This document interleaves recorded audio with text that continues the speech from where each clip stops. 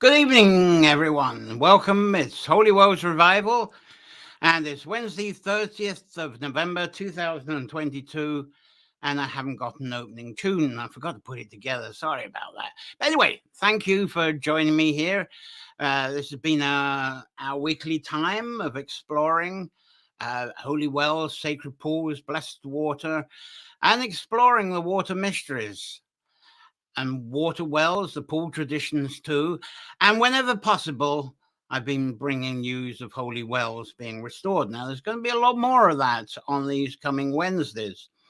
So let's get started. Let's hail, holy good health for you all there. And through this, it's a final free public edition. We're going to explore folklore and stories of saints and shrines, and that's the logo picture for that. And I see some of you are coming through now, which is absolutely fabulous. Thanks very much for those of you who are watching this. And there's some weird stuff going on. One of the computers is sort of deciding to not behave. Anyway, Holy Wells Revival, Nature Folklore, Nature Echoes. I'll be talking about that shortly. All the media and the Nature Sanctuary support is brought to you due to the support of our kind of subscribers.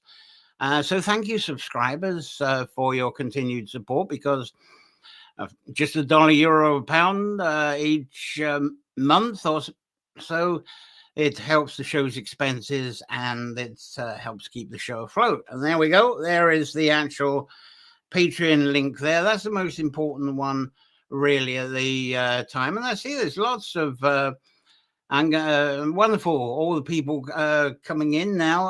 Let's see who the early birds are. I'm going to get on with your comments, because there's Dusty Rhodes here. Good evening, John. There's Cliff Carr, a regular here, who's... there he is. I think he was. Yeah, there he goes. Good evening. We'll get him up on a cold evening. Yeah, it's going to get cold over here, so you got it early. And there's rural Iowa with the lovely Kate Cloud Sparks, who's with us. So thank you. It's wonderful to have some of you on board for this exciting episode. I hope it's exciting for you. There's quite a few pictures for this one that I have to share with you. So I'm going to get some of this lined up for you and make sure we got stuff going for you. Right. As most people know, especially Ireland, most holy wells are named after saints. There you go. There's a typical sign you'll see in rural Ireland there. And just to keep things balanced, there we go, St. Bridget's well there. And many people actually believe that the well was not holy until a saint came along and said so. Someone like this. I think that's a lovely one. I can't remember exactly where that is, but I think that's a lovely imagery. To me, it replicates, as I say, a saint coming along and said, okay, this is holy. But most holy wells, they're named after saints. They're spoken of as being venerated by a saint. And veneration simply means applying some sort of devotion. And I believe the real translation of this is that local people are said to have venerated the saint in association with the well. But to simplify that, yeah, there's a photo. That's a lovely one. That's Guggenbarra down in Cork. Beautiful place with a well and a little chapel there.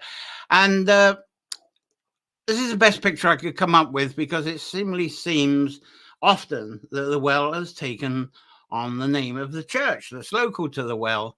And so it's as if the church took on the veneration of the saint first. That's often the case. And the chances are that the churches were positioned where the natural spring wells were already there, of course.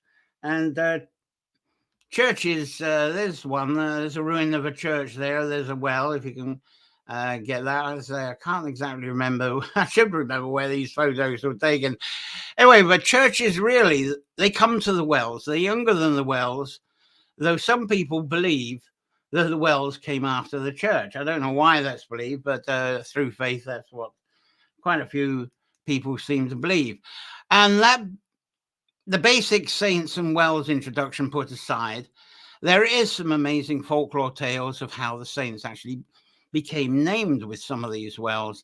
And sometimes men, rarely women, were sainted because of some deed that they have said to have done, or even a deed that created the well. Some fantastic stories around that, and I'll share one or two of them.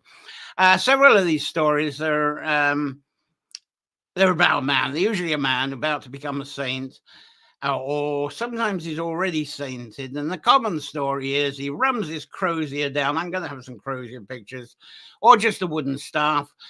He rams it down hard into the ground, up shoots the water, especially after a drought.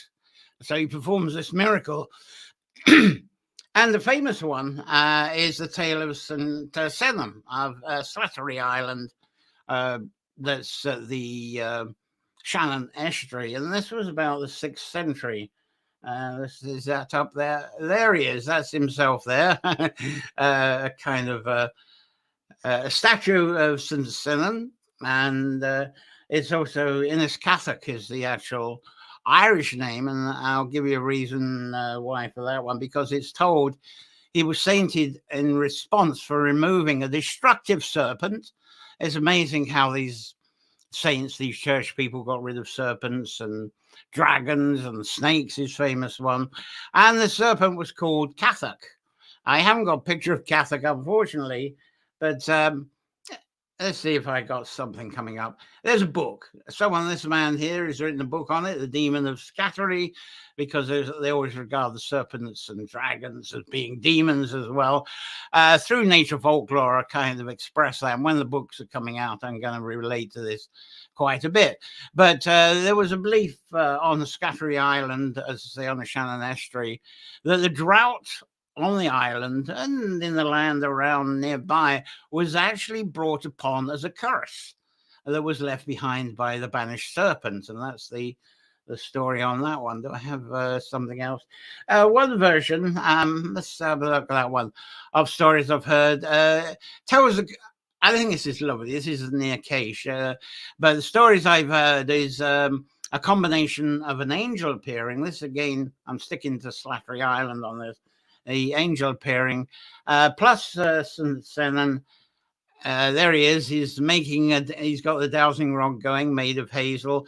Although some people tell of this being holly or elder, and he's being guided by the angel. Let's get back. There's sort of angel. That's the best I could do for angel for this one. And together, they found a spot to dig for the water and let the water spring flow. That's the alternative story to him just shoving his rod down. Anyway, but one story I like better is St. Senham thrusting his hazel staff down into the ground. Up gushes the water. And that's well, I've got a picture of it. I think I do. It's been, there it is. Oh no, that's not the one. I did have a picture of the well, but that seems to have got lost. Sorry about that. But the well is still flowing there on Scattery Island. People get a boat and they go for a day trip, have a picnic. But that one that I was showing there, if I can come up with that one, this one, I've shown it before around first harvest. That's a similar story, really. There's Patrick there killing off Cronkrach, who's sort of an ugly serpenty kind of person portrayed. So that's Cronkrach there. And that's at Maxlech, which is on the Cavan Leitrim border. Now, Patrick, that's why I showed this other picture here. That's the best I can do. There he is with his crozier pictures there. He's about to thrust it down there on the left there. And the back of it is Isha. That's his crozier. And he rammed it into the ground in a place called Killycluggin. Well, it is that now. It's in County Cavan. And again, up like St. Senham, up flowed the water, no more drought.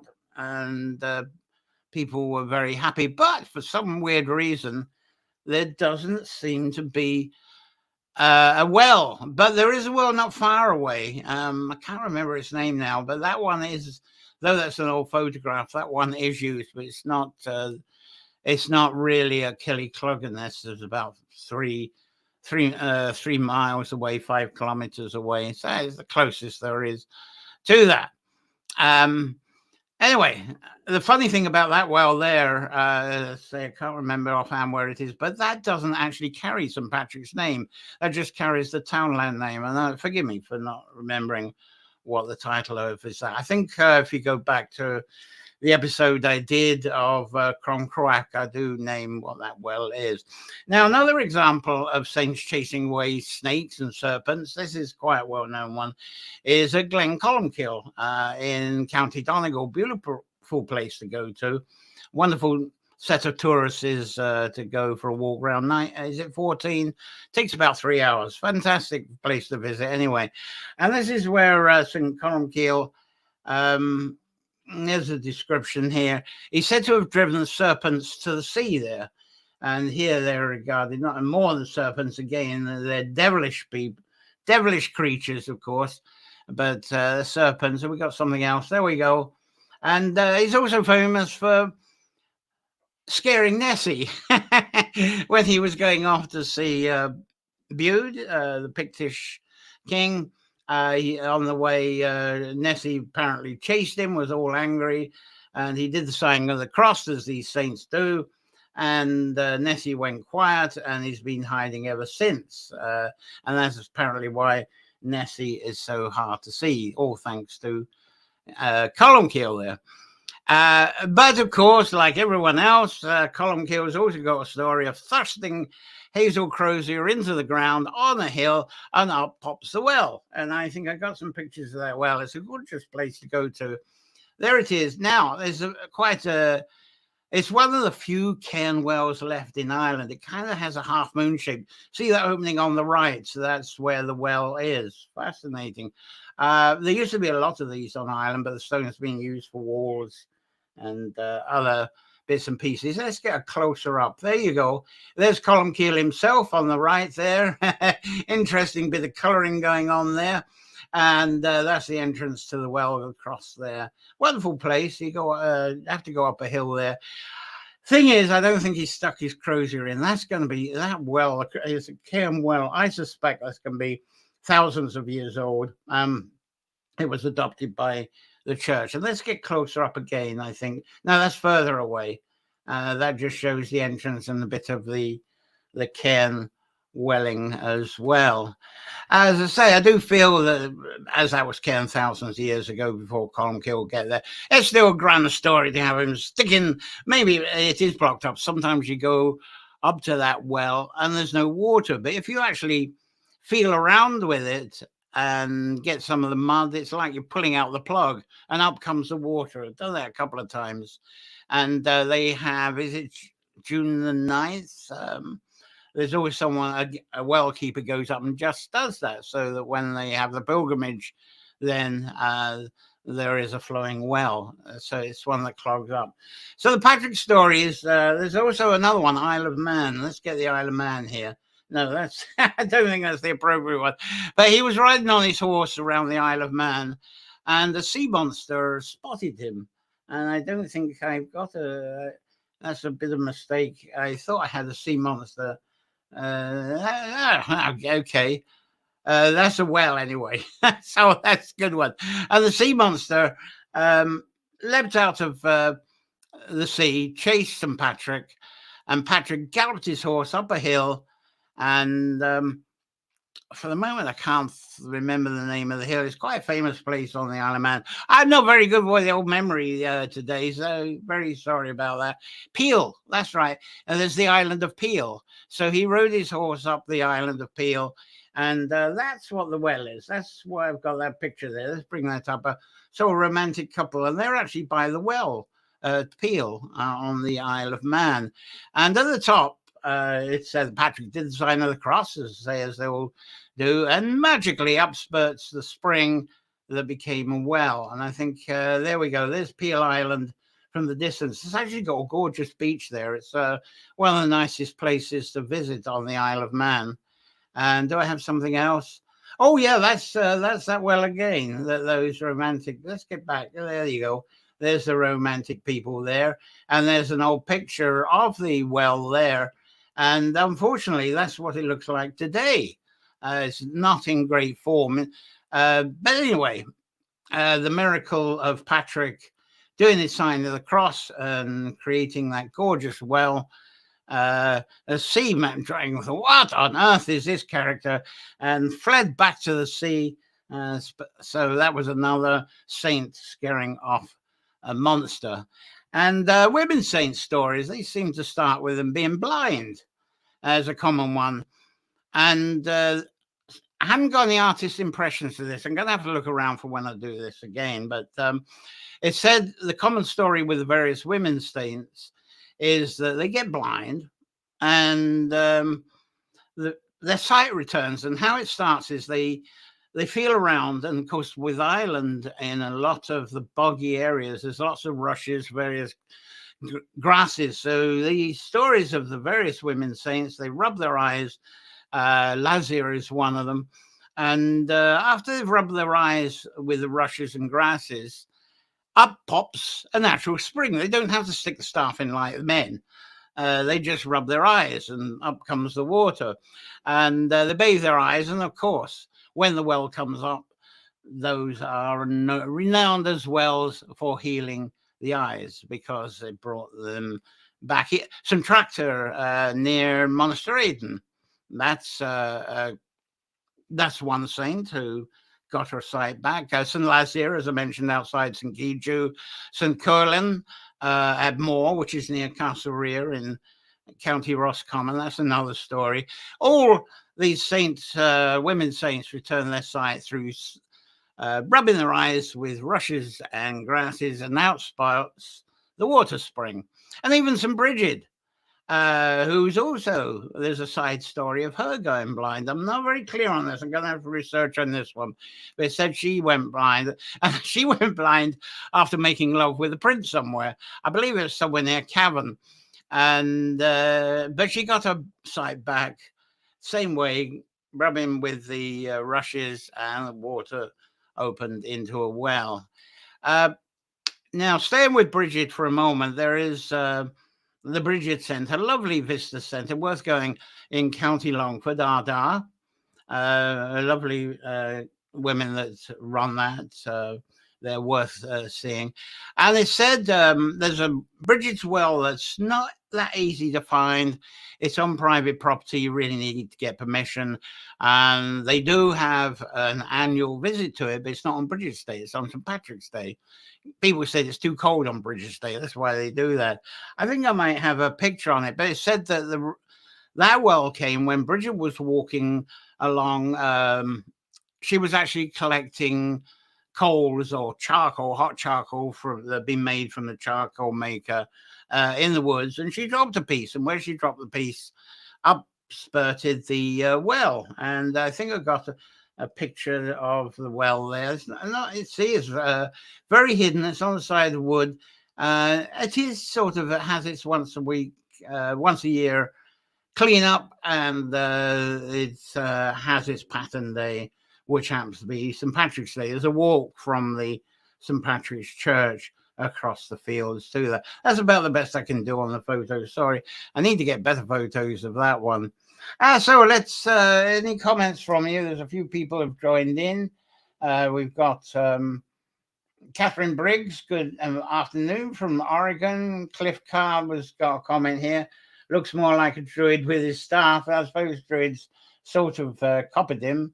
And lovely through the YouTube here is T.S. Hardwick from Maryland. Beautiful, wonderful to have you aboard. Thank you very much. And Claire's here, I think. Yeah, Claire's here going through the YouTube. Good evening to Claire. Good evening. Lovely to have you with us. I don't think I've missed anyone here. I've got all kinds of stuff that shouldn't be coming up on the screen, but that's it.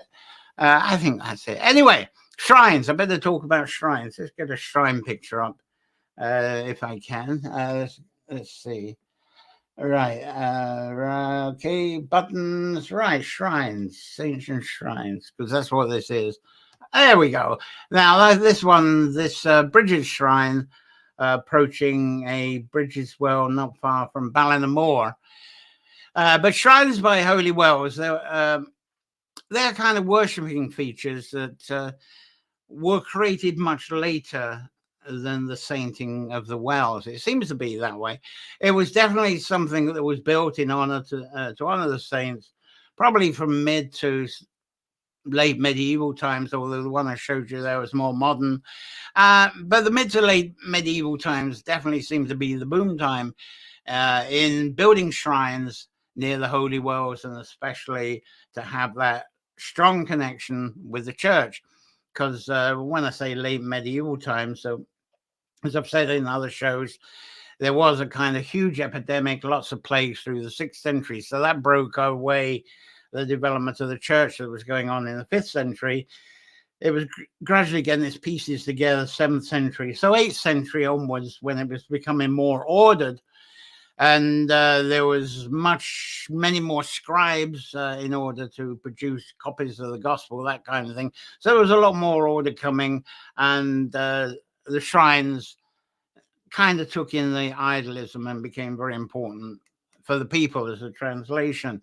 Now, through what most we see today, most of the shrines we see today, something like this, those are up to, at the most, 200 years old. That one looks even younger. That could be 50 years old. So a lot of the shrines are quite modern now, but they probably replaced a shrine before. So it's ongoing shrine improvements, I suppose, the upgrade of the shrine. And to me, shrine building, it seems to be a similar process to the religion itself.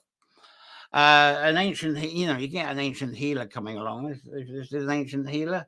Yeah, this man always fascinates me. This is the oldest. You might be Zoroaster, probably the oldest of the large religion leaders. He's way before Jesus and Muhammad and Buddha. I think he goes to 1500 BC or something. Fascinating story there. Of course, the religion would tell it different, but it seems he believed in this stuff here. There was the basis of patriarchal religions that did develop, and he went around what's now Persia and Syria, and nobody would listen. The story was he only had one convert, but he somehow he was from Persia. Persia was amongst the first in the scribes, way before scribing ever landed in Europe and the West here. So the stuff was done. So long after he had died, there was some king that picked up on this stuff. And he said, oh, this is good stuff. So he was inspired. I don't know who the king was right now, but he thought, this is something I can use with the people. Because fighting wasn't working out very well for him, but he thought, this is something, perhaps a rule of living that could be like a subtle order, authority, or control. So I can use that faith for bringing people's power to me instead of waving around my sword and axe and ordering the lobbying of taking a few heads off. To set an example. I think he realized, whoever that king was, sorry, I haven't got the name again, but he realized it wasn't a very good thing to do. But he'd got this scribing, obviously an educated man, and could translate what Zoroastrian was saying, and thought, I can use this to bring the people to me. And that's what he did. And that's how the Zoroastrian religion became enormous. So, in the end, Zoroastrian temples, he had no interest in building temples when he was wandering around.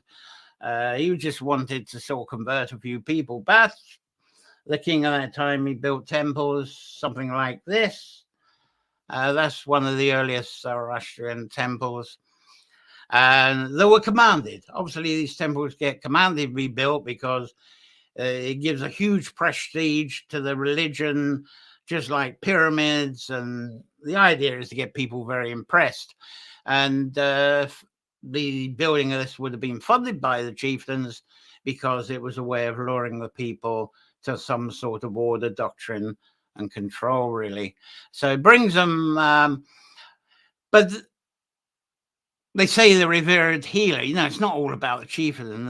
They teach that this is all about associating people to this ancient healer and the lifestyle he was teaching, but it was really a way of mass doctrine and control. We know all about that.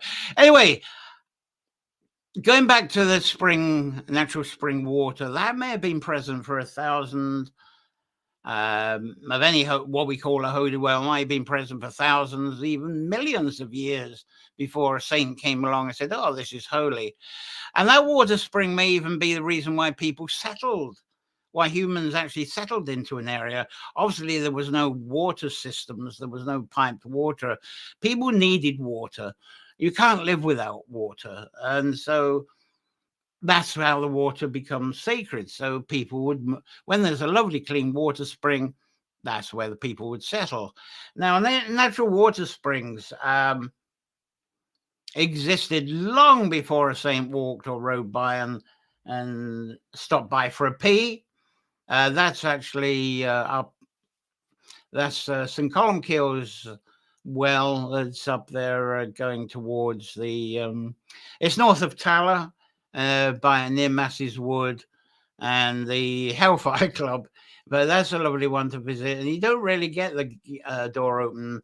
But that'll be on the pattern day that one was done. So the natural water springs, and even that one would have been there for a long time before Columkille and St. Kevin. He's said to have gone past and kind of tried to venerate it for himself. So long before they came along. But of course, there we have the shrine to St. Columkille over the well that's been there a lot longer time than him. And of course, Columkille. Oh, this is at 4. There's an example where a staff was thrust into the ground. And there's Forecastle in the background. That's in Westmeath. And actually, that well's gone dry. But the staff that was thrust into the ground happened to be a hawthorn there. And that's used as a rag tree, clootie tree, whatever way you taught it. But then someone, knowing that the local reverence for this water, created something to remind them and hold on to memories. The stories of the saint passing and stopping for a pee. So this is, perhaps altars were erected partially for that purpose, so that people acknowledge that the saint once passed, maybe stopped for a pee, stuck his staff in, and then we have the holy well. So the built shrine was born, perhaps from that purpose. And that one's an actual Patrick one, of course. And shrines were built. Often the shrines, it's got the Holy Mother Mary, but a lot of them have the saints, Patrick and Bridget being the most common. But there's others, and they look over you with the shrines as you're getting your water. So these came later, the idea of the shrines to honor, almost like our equivalent perhaps of the Buddha. And sometimes, as I say, a woman saint and her deeds is honored. That's St. Bridget there. That's Killar well, which is below Ushnick, Hill of Ushnick, there in Westmeath. And there's the starting point of these shrines, which usually, you see that at the bottom, there's crosses, they're bones. And often around these shrines, you won't see this very much now, but their bones from the dead saint are actually at the wells. And the relic at the wells, with the sort of vandalism going on at the moment, I don't think you couldn't have them out in the open in many places like that. But the whole point of these is usually a bone or an arm bone, leg bone, maybe a rib bone. Sometimes it's a skull. Here we go. Here's a pile of skulls. That one is somewhere in the, I think that's somewhere in the UK. But what people would do, what it was believed, and it may still be believed in some places, If you take the bone there or dip it into a cup of water from the well, then the healing potential from the well is increased dramatically when you dip in a bone from the saint. And so, of course, pilgrimages are set up for the purpose of people coming to these wells, dipping in their bones, dipping the bones into their water, and sometimes the bones are dipped in wine, and that's shared and drunk as well. But these days, the shrine's there's less of the bone dipping and more of a kind of idolizing place for prayers, even if it's possible, circling with your Our Fathers, Hail Marys, that kind of stuff. But in some places, it's only recently, I think, the bone dipping station has gone away. In parts of Europe, I think in Spain, Portugal, there's still quite a bit of bone dipping going on. And of course, is actually soaking the skull, if there's a skull, in water and sharing that water around. But are these statues, these days, people are not so much concerned with bones. I notice going to the Holy Wells now, you see a lot more of crystals and rare rocks and other items that people might feel add to the sacredness and maybe amplify the healing and other personal wishes. So I think in many holy wells, the crystals have taken over the purpose of the skulls and the bones. So people dip their crystals in the holy water and believe that ionizes it more and energizes it more. So there's a lot of talk about that. That seems to be very much the tradition that's taken over from the bones, I think. Anyway, I'd like to talk a bit about how committed people are to the saints and the wells and why. And Little Wing is around. Good evening from Manchester. Let's see, what's Wim Hofber? Yeah, it seems over there you've really got the beast from the east. We're not getting this here for a couple of days. And as Cliff reminds us, water is life. Without it, we haven't got a hope. Amy Dixon, good afternoon from Elora, Ontario, Canada. Good afternoon, Amy. Lovely to have you here. Wonderful. Right, as I say, I'm going to talk about how people are committed to saints. Let's have a look at that and why. Right, are we on the ball? Yeah, okay. There's a little bit flickering going on that I'm nervous about. Anyway, surprisingly, some people I talk to believe that the holy wells arrived with the saints and that the saints even created them. But with ancient folklore and the holy well revival sessions that we've had with the editions, and with many of the folklore subjects I've dabbled with in those editions and also wrote about and in the past, before I was doing these broadcasts in performances, the application has always been the same. It seems to be there are the scholars, researchers, historians, archivists, that's it. So you got these scholars and archivists and similar, and they teach their craft and with the intention of preserving, these people, they want to keep a snapshot. Let's see, something like that. There's a nice snapshot of an ancient holy well. There's a lot of archivists that will wish a holy well would stay like that because that seems to be a bit more traditional and say put a few bricks and concrete blocks around it. And I sort of agree as well with that. Keep something as subtle as that with a stone and what looks like as if it could be nicked from a megalithic site there, sort of mini capstones or something like that. But the scholars, they believe in preserving, like having the snapshot of the past, and that keeps us aware of how the folklore traditions once were. But some of these archivists, that's actually a lovely picture, I think, of Columbkille scribing away there, and they would like us to sustain these practices in folklore as the stories were recorded. So a lot of these scholars would like us to keep the traditions just as he would, just as they were scribed, telling the stories exactly how they were scribed 1500 years or more, and don't vary on that. That's what their wish is, some of the academics. But, how can we preserve telling a story and telling how it was 1500 years ago? I suppose we can if we were historians. But my own personal view is, though this antique work is beautiful and it's well worth having, being compiled and being in preservation. Look at the Book of Kells in the Trinity. That'd be a disaster if that wasn't there. So it's lovely to have that and have those examples. But I also reflect on the difference of how local communities back then, think of how they lived back then compared to how our communities and our culture is today. Now, one thing for sure is that if we could duplicate life as it was when those old records were being scribed, we may end up living a more sustainable life. Though, of course, our life expectancy would be much less. So it's definitely swings and roundabouts on that one. So living during ancient time, to me, seemed to have included a lot of strict servitude. That's one thing that does come up, and it's one thing that's brushed over.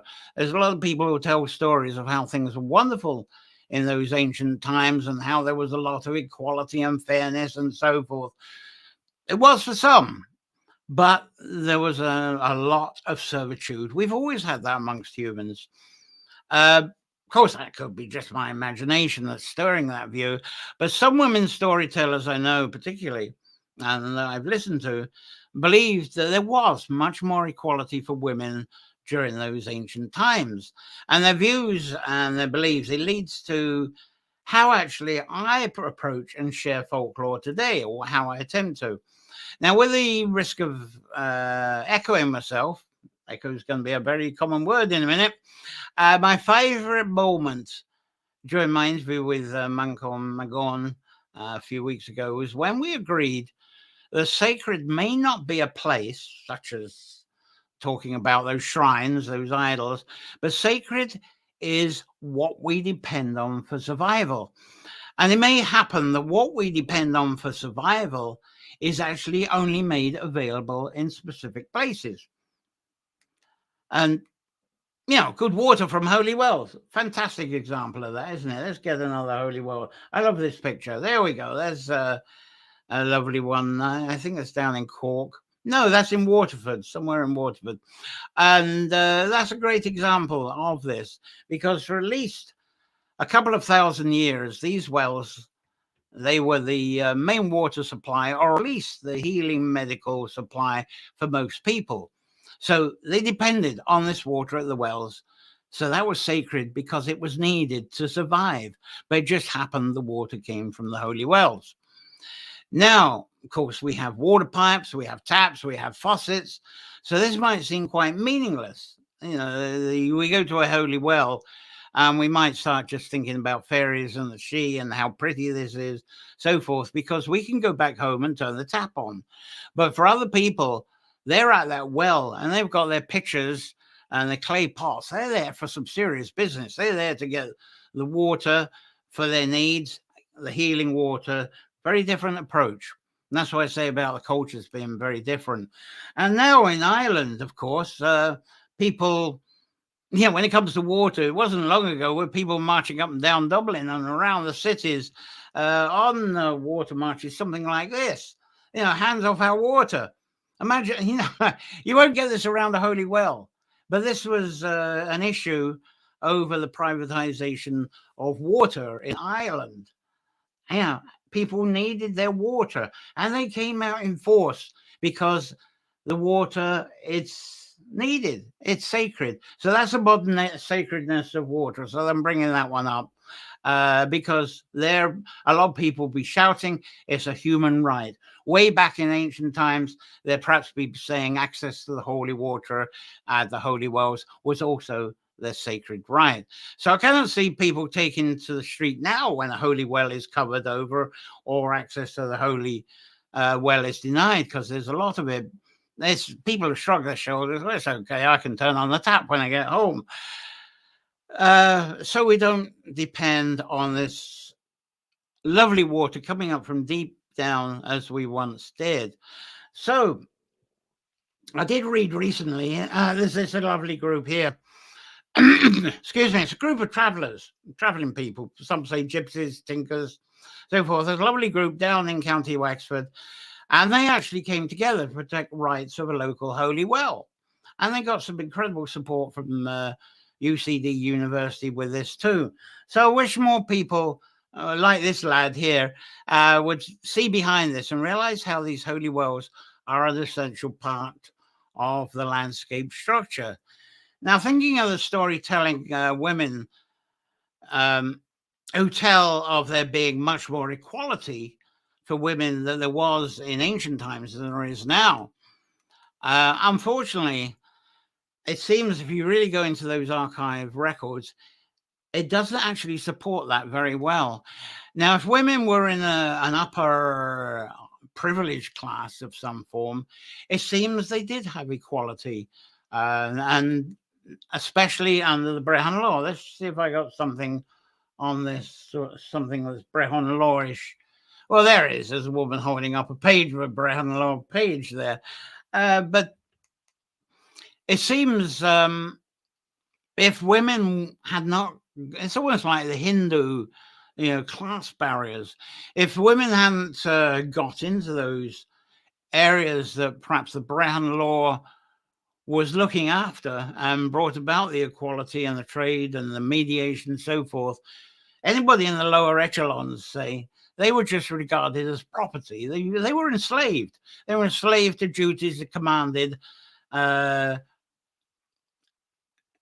because the people, as it is today, the people that were in those higher classes, the only reason they could live in those higher, more luxurious, more comfortable classes, it is because the lower class of people were servants to them to bring about their comforts. And they were regarded literally as collateral. So unfortunately, they didn't have the rights. And so I'm going to talk a bit more about that in a moment. I don't think there's any more comments from you on that. I'm seeing that. Right. Now, I'm going to use this as an example because I think women's belief in a better equality past, the value of that, if this is believed in, that this was, that to me is expressing a passionate desire for that gender equality that we want today. I don't know if you see where I'm getting to with this. So, of course, this is what we do with folklore. It's what I do with folklore. And I think many countries have come forward a long way with gender equality rights and culture. But of course, we pick up the news now, Afghanistan, Iran, parts of Uganda, Nigeria, and women are still having a very tough time. And again, it's women that are in the sort of lower classes. And in parts of rural China, Thailand, Laos, Malaysia, Indonesia, Nepal, can't think of any others, but women in those countries, they're still bought and sold. And wives are especially bought by male farmers, for example, in the rural areas. So it's still going on.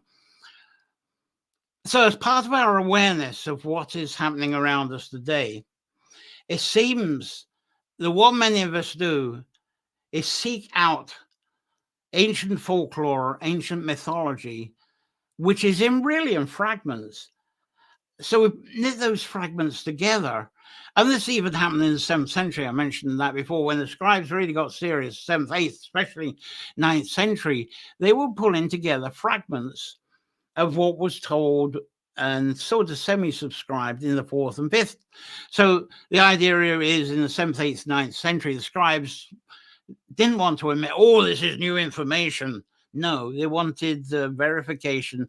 We're just taking this from ancient times. And this is what people do now, I feel. And I do this through nature folklore, is that we try to justify how we wish to live, a culture code of living based on fragments of the folklore, because we don't entirely know. If we put these fragments together, it does give us a story to guide us. And I think that's a good thing himself. I think that's very good. Because we can use the fragments as reference, validation. We do reinterpret past folklore. Of course, the scholars don't like this. They want, like I showed with that well, they want that snapshot to be held exactly as it is. Well, that's a place, and that's great. And, you know, it's like going to an art gallery in a way. But for our day-to-day living, I do believe in this reinterpretation of past folklore to fit into our culture and deeds of today.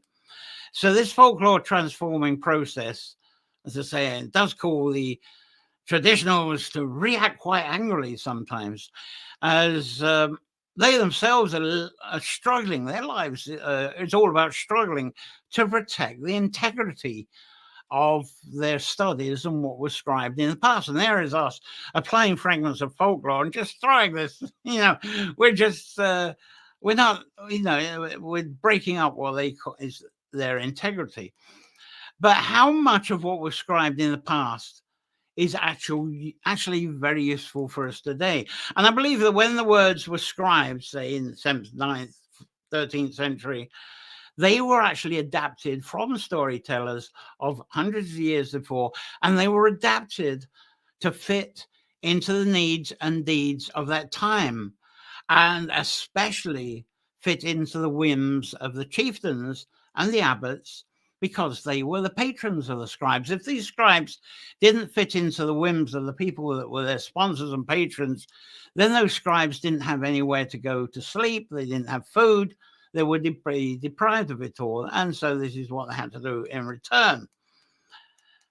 So broadcasting, I'm leading this all up. I'm going from shrines to this because I'm changing the way I'm going to be doing this live broadcasting. What's going to be happening? Let's get a bit of water before I talk about this. I'm going to continue with Holy Wells Revival. I'm going to continue with Nature Folklore, but in a different form.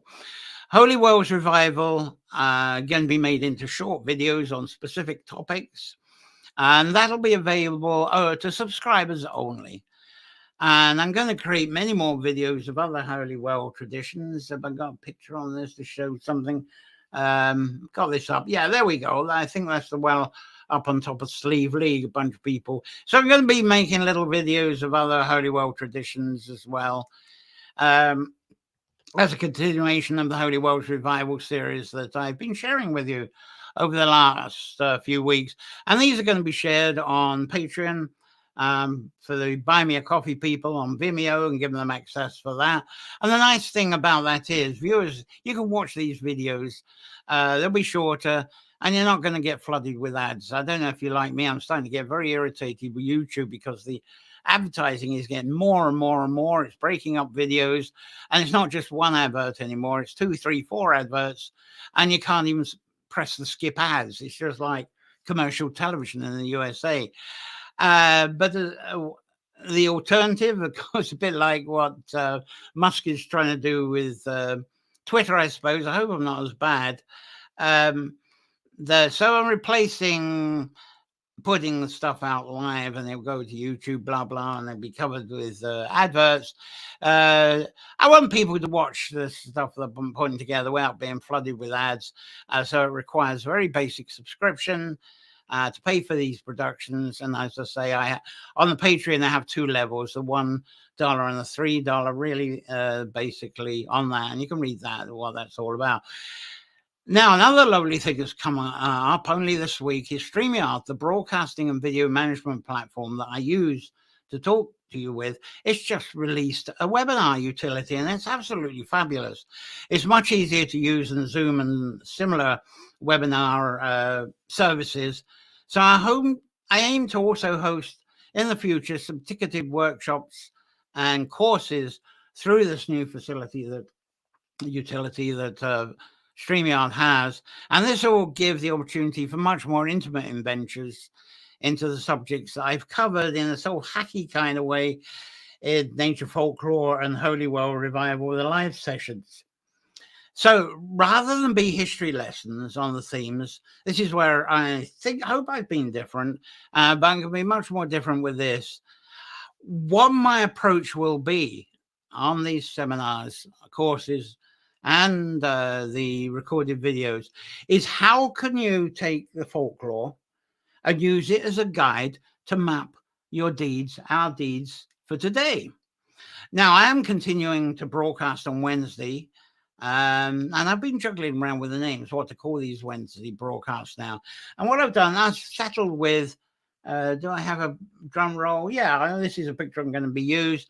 I've settled with Nature Echoes, because what I'll be doing is echoing news sent to me on different themes of nature folklore, holy wells, water care, woodland care, and also the application of folklore that we may use for the well-being of our landscapes, especially things like tree planting, putting together barriers to protect our water, protecting our holy wells. We tend to back this with a kind of as if we got this guiding spirit, the she, the fairies, our angel, or even the saint who stuck his rod in there. We sort of, if we have this in our conscience, our imagination, and our memories as our guide, even Christians that aren't taking bits out of the Bible and plummeting on you, there are some Christians that take the sort of healing aspects of Jesus, and that's what they use as a prompt in the way they apply their healing approach and caring approach in their life. That's good Christianity, that's good living, and they've chosen to use the Christ half of that. Some people it's the she, or the guiding spirit, the invisible friend, all these things. So that's what I want to focus on, is how to use the folklore for our modern applications. And I'm going to be calling that Nature's Echoes, with news, poems as well, and guest poets, storytellers, singers. They'll all still be on board with the show. And I'll have interviews of people that are doing deeds around the woodlands, especially the wells, the rivers, that kind of stuff. The holy well seekers, especially, I've got some lined up. But the people who care for water and care for the landscape and the restoring. So another thing that I'm going to be bringing on, I don't know if I got a picture on this. Do I have something? Yeah, I'm going to be starting from next week. Now, this is a fun thing. I'm going to have a giveaway. I'm going to have and the sort of thing I'm going to be featuring each week. Here's a little thing that you can get as a gift. And I'll show you how to do it next week. But you can, I've got gift cards. I've got all these. That's a lovely one from Trees for Life in Scotland there. And that's some of the wild animals that have come back to the forest there after the work they've done, especially the Scottish cat there. So we're going to be, we'll have a sort of spin the wheel thing, and you could get yourself a bunch of park cards. I got some lovely Christmas ones as well. It'll be very useful. So that's just a little bit of fun and a bit of an incentive each week. So because we have the poets, we have the storytellers, we have the singers. What about the people who paint and draw? Let's bring them aboard, and that's just one way of doing that. So I look forward to continuing that we continue to join together. It's going to be 8 p.m. on Irish time now on Wednesdays. It's much easier than 7 for me. I hope it is for you as well. So this is going to be more of a sort of a folklore news and chat show rather than me lecturing and storytelling, which is all now going to move into subscribed videos and to webinars and courses. Anyway, as I say, it's all the videos and courses that will be accessed by subscribers in return for a modest subscription donation. And of course, the books are coming up, the Nature Folklore books. The reason I'm changing all this round to Nature Echoes is because each edition of this show, whether it's Nature Folklore or Holy World's Revival, it's amazing how much work goes into it. And I'm needing time to actually put the book releases together, and they're going to be printed and in audio as well. So it's to allow, you know, it's allow times for me to catch up on the chapters that I need to get done so they can be released on time. And we'll have these big special live shows after each release as a launch as well. So thank you for your support. Let's see whatever Cliff was saying. Oh, there we go. He's got something going here. I use the historical information just like the Bardic School, share with song, etc.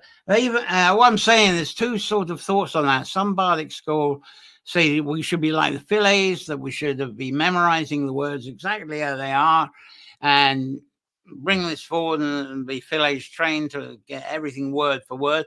The trouble there is the language has changed. You know, the meanings of words change over the years as well. So that's kind of accelerated.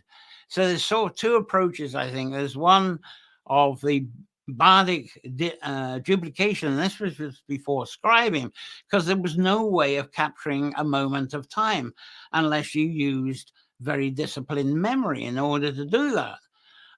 But now you can scribe, and that gets you that photograph of that moment. But I think entertainment bards is something very different. It's a bit like Chinese whispers. You know, if a bard sort of whispered the story, now the same old story, you whisper the story into the ear of someone at the beginning of the bus and let it go round. By the time it goes back to the bard, it's a completely different story. It's another story. So there's two ways of it. That exact memories, all that forever changing. So I think we've got two things going on there. My main concern is how do you make the old folklore useful rather than something to just have a few jars, light a fire. And that's all good, a few jars, light a fire and have some merriment. But why are you having that merriment? I mean, the nice thing is, how, if you got that merriment, what have you done? Gone to the supermarket and got some beers or stuff? You know, why, you know, if you come together, why not bring the folklore together? All that folklore that's brought together, the reason why you've grown food, why you've got lovely water, how you forage stuff, and using the trees, the cuttings from the trees that have fallen for your fire. Integrate that all in. That's what I'm saying. Take the old folklore and bringing that together at these celebrations, rather than get a whole load of shopping from the supermarket, bake a few things, or even go to the farmer's market, bake a few things, and bring along to the celebration. I'm trying to encourage a whole integration, if that makes sense. Taking the fragments of folklore, how's it going to be useful to your culture and lifestyle now? Any more comments on this one? Cliff's got a lot going on this one. Myself, I use the historical information like the Bardic School. Yeah, that's one of the questions, as I say. I suppose going from different, going through, I suppose what you would say, Bardic schools, very, very different. I don't want to put names here, but because I don't want to put any controversy. But the way they approach, each school seems to approach the ancient text. If they could do a reprint of those ancient texts for their membership, you're going to get different books, series of books, because of the interpretation. A bit like how the Bible is. Claire and I went to a lovely exhibition in Milwaukee about the Bible and its different interpretations. And they presented, there were some Dead Sea Scrolls there. And there were books from other religions. There was Islamic and Jewish interpretations of the same stories.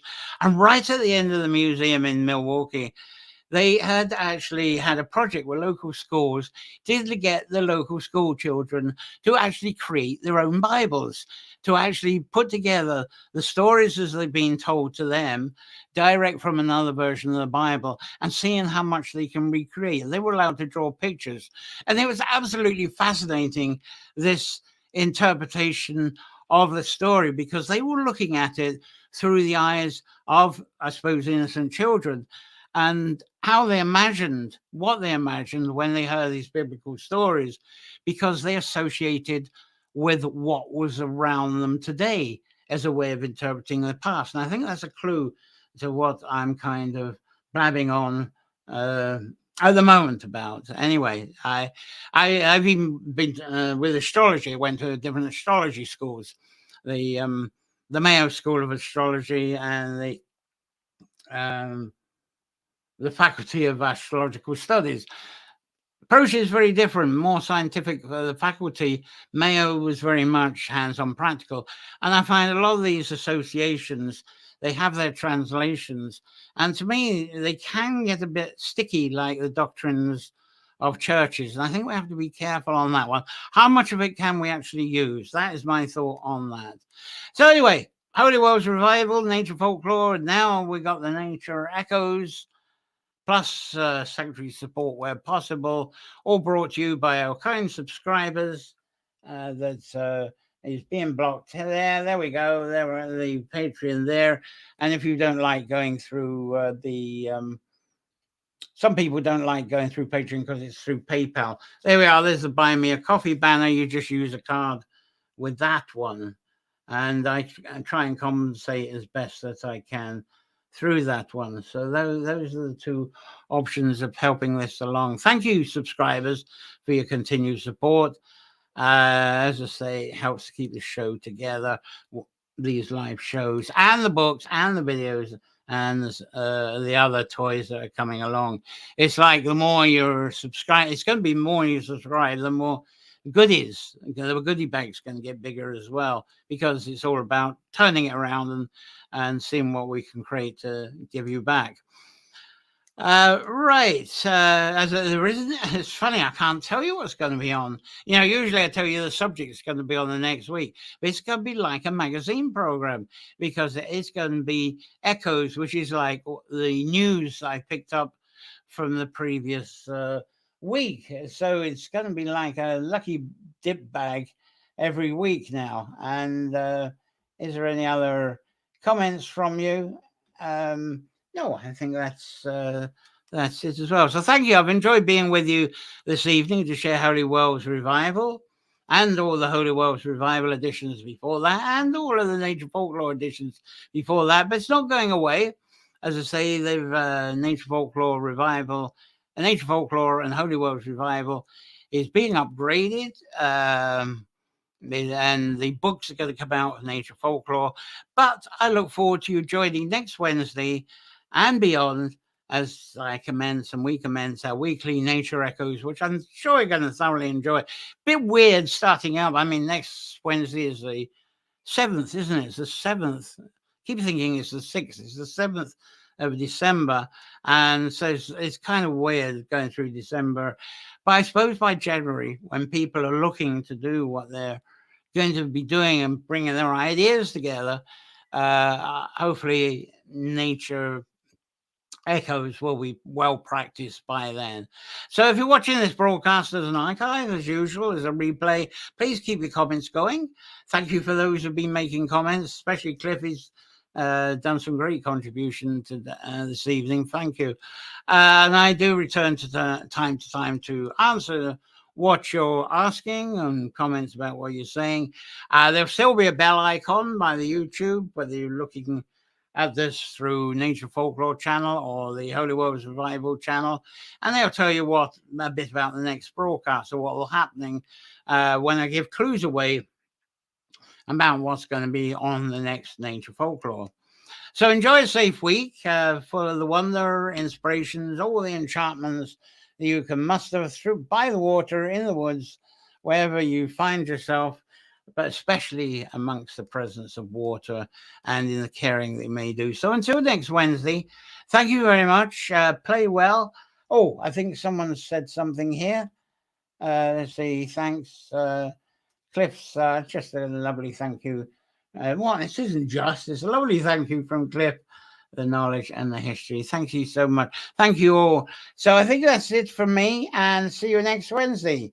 Thank you all for this. Thank you. And let's do the bye-bye tune. Bye. Thank you very much. Thanks.